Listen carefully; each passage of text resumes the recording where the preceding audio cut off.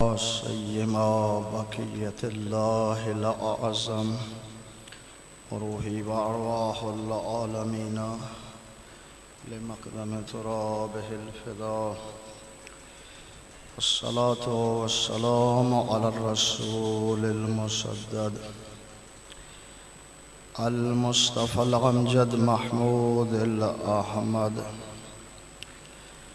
حبیب الہ العالمین ابی القاسم محمد اللہم صلی علی محمد وآل بیت الطیبین الطاہرین المعصومین اما بعد فقال فی قرآنہ المجید وفرقانہ الحمید ان الدین عند اللہ الاسلام صلوات اللہم صلی علی نعرہ تکبیر اللہ نعرہ رسالت نعرہ حیدری صلوات بر محمد و اہل بیت محمد اللہم صلی علی محمد خالق ارض و سما اس مسجد کو آباد فرما مدرسہ ذریعہ پاک ملک صاحبان زوار حاجی ملک خان بیگ صاحب بھائی صابر حسین ڈاکٹر شکیل صاحب رزق بخت اقبال میں اضافہ فرما آفات و بلیات سے محفوظ و مامون فرما ملک صاحبان کے والد بزرگوار زوار بہادر خان اعلیٰ مقام نصیب فرما اس علاقے کی سادات بزرگان جو دنیا سے چلے گئے ان کو دامن رحمت میں جگہ عطا فرما خالق ارض و سما جو مریض ہیں انہیں شفا عطا فرما بالخص بابا سید مقبول حسین شاہ صاحب کو شفاء کاملہ اور عاجلہ عطا فرما پروردگار عالم اولیاء خدا کی روح کو راضی و خوشنود فرما اتنا وسیع حلال رزق تاکہ تیرے پاک گھر کی زیارت نصیب فرما صدیقۃ القبریٰ فاطمہ الزہرا سلام اللہ علیہ کے صدقے تمام دعاؤں کو شرف قبولیت فرما کریم اللہ جو نہیں مانگا ہے وہ بھی عطا فرما معظم کو اولاد صالح نصیب فرما تمام دعاؤں کی قبولیت کے لیے صلوات اللہم صلی علی محمد محمد عجل فرح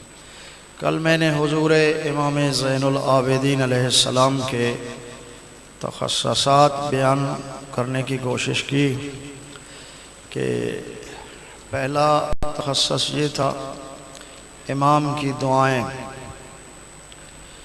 ہر روز کی دعا الگ ہے بارش کی دعا الگ ہے والدین کے حق میں دعا الگ ہے امام زین العابدین علیہ السلام نے کوئی پہلو خالی چھوڑا نہیں ہے خوبصورت سے خوبصورت نورانی سے نورانی دعائیں جو ہیں صحیفہ کاملہ جسے زبور آل محمد کہتے ہیں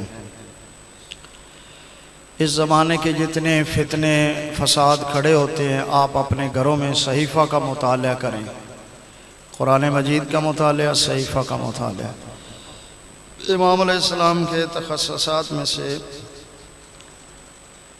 غلاموں کو آزاد کرنا غلام خریدنا واقعہ کربلا کے بعد عرب کو اس انداز سے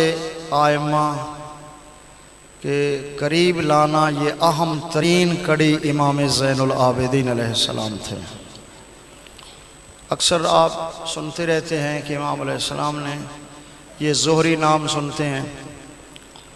یہ اس قسم کے اور بھی لوگ کافی تھے جنہوں نے پورے علاقوں میں خوبصورت کردار ادا کیا ہے امام علیہ السلام کے تخصصات میں سے یہ بھی ہے کہ کثرت سجدہ بسم اللہ صلوات بر محمد و اہل بیت اللہم صلی علی محمد کثرت سجدہ بھی امام زین العابدین علیہ السلام کی اللہ نے ہمیں وہ امام عطا فرمایا سید الساجدین، جس لیے لمبا سجدہ، ہمارے ہاں شاید یہ چیزیں جو ہیں وہ عجیب سمجھی جاتی ہیں، بلکہ میرے پانچویں سردار حضور امام محمد باقر علیہ السلام صلی اللہ علیہ، جو 5 چیزیں معصوم سے مختلف ادوار میں سوال ہوا تھا کہ جنت کے کتنے محلے ہیں، پھر امام علیہ السلام نے فرمایا جتنی قرآن کی آیات ہیں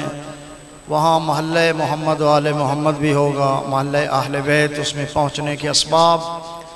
امام علیہ السلام نے جو بیان فرمائے تھے، اس میں ایک یہ تھا 50 آیات قرآن جو مومن بندہ پڑھے گا اسے جنت نہیں علی جیسے شہنشاہ کا محلہ نصیب ہوگا۔ دوسرا یہ تھا کہ اللہ جسے بیٹی عطا فرمائے اور اس بیٹی کو اگلے گھر امانت پہنچائے مومن بندہ، اسے بھی سیدہ زہرا محلہ اہل بیت نصیب ہوگا۔ کثرت سجدہ، طویل سجدہ، یہ اس اسباب میں ہے جب آئمہ کو مختلف ادوار میں سوال ہوتے رہے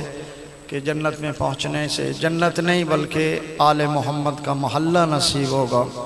محلوں کی تعداد امام نے قرآن کی آیات کے برابر ارشاد فرمائی، 6666 آیات کم و بیش ہیں۔ کتب کے اندر ہے کہ امام زین العابدین علیہ السلام 1000 مرتبہ ایک ذکر پڑھتے تھے، لا الہ الا اللہ حقا، سجدے پہ سر رکھ کر، اور پھر بھی کہتے تھے اللہ جس طرح تیری عبادت کرنے کا حق تھا سجاد ادا نہیں کر سکا۔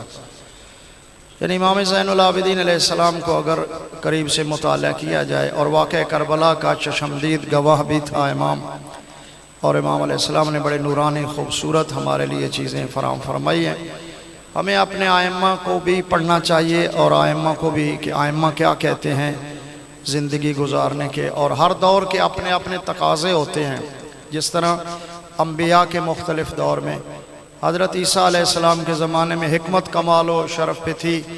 لیکن عیسیٰ علیہ السلام نے ان کو عاجز کر دیا، ہاتھ لگاتے تھے ٹھیک ہو جاتے تھے بندے، آنکھوں پہ ہاتھ لگاتے تھے ٹھیک ہو جاتے۔ پاک پیغمبر کا جب زمانہ آیا شعر و شاعری بڑی عروج پہ ہوتی تھی، قیافے بڑے، عرب قوم جو ہے یہ پرندے کھانے کے لیے جا رہے ہیں، یہ خالی پیٹ آ رہے ہیں، پھر وہ قیافے شعر و شاعری پہ زیادہ، وہ خیالوں پہ دنیا جس کی وہ مذمت بھی کی گئی ہے، لیکن محمد و آل محمد کی مداحی میں کیونکہ اس کا وہ تعلق دین سے نہیں ہوتا تھا، وہ اس طرح ہی لا یعنی قسم کے، لیکن ایک آیت مختصر جو پیغمبر رحمت نے انا آتیناک الکوثر لکھی، تو وہ فیصلہ کرنے والے بھی مجبور ہو گئے کہ ما ھذا کلام البشر، یہ کسی بشر کی کلام ہی نہیں ہے۔ یعنی ہر دور، اب حضرت صاحب الامر کا دور جس طرح ابھی حالات واقعات جا رہے ہیں، امام علیہ السلام کا دور ہوگا تو یہ اسلحہ سازی کا دور ہے، ایک دوسرے کو تباہ کرنے کا دور ہے۔ اب دیکھیں یہ چھوٹا سا جراثیمہ جس کی وجہ سے پوری دنیا عاجز آ گئی ہے کرونا کی وجہ سے، ٹرمپس نے بلکہ پیچھے کہا ہے کہ ایک چھوٹا سا دشمن نہ نظر آنے والا اس نے ہمیں عاجز کر دیا ہے۔ اس کائنات کا کوئی مالک و خالق بھی ہے، اور جب امام علیہ السلام دنیا میں تشریف لائیں گے اس وقت بھی کچھ کافی خوبصورت نورانی چیزیں ہیں۔ اس میں ایک چیز ہے کہ موذی مرضیں ختم ہو جائیں گی امام کے وجود بابرکت سے۔ ہاں، تمام امراض، انسان ایک بندہ لکھا ہے 40 بندوں کے برابر وہ طاقتور ہو جائے گا، غربت ختم ہو جائے گا۔ یا آج انسان جو یہ فرزند رسول کے ظہور کے بعد لوگ مالی، بلکہ یہاں تک لکھا ہے کہ دینے والے پریشان ہوں گے، لینے والا ملے گا ہی نہیں کوئی۔ اللہم انا نرغب الیک فی دولت کریمہ، تو عز بہ الاسلام، یہ ماہ رمضان کی دعاؤں میں ایک مخصص دعا ہے جس میں ہم ایسی حکومت کی آس لگا کر بیٹھے ہیں جس میں اہل اسلام مومنین کو عزت ہوگی اور کفر کو ذلت و خواری کا منہ دیکھنا پڑے گا۔ حتیٰ کہ یہ عزازیل جو حضرت آدم علیہ السلام سے آ رہا ہے، لوگوں کو گمراہ کر رہا ہے، لمبی عمر اسے ملی تھی، وہ میرے 12ویں امام کے ہاتھ سے سد الفرات پہ قتل ہوگا۔ فرات کے کنارے میرے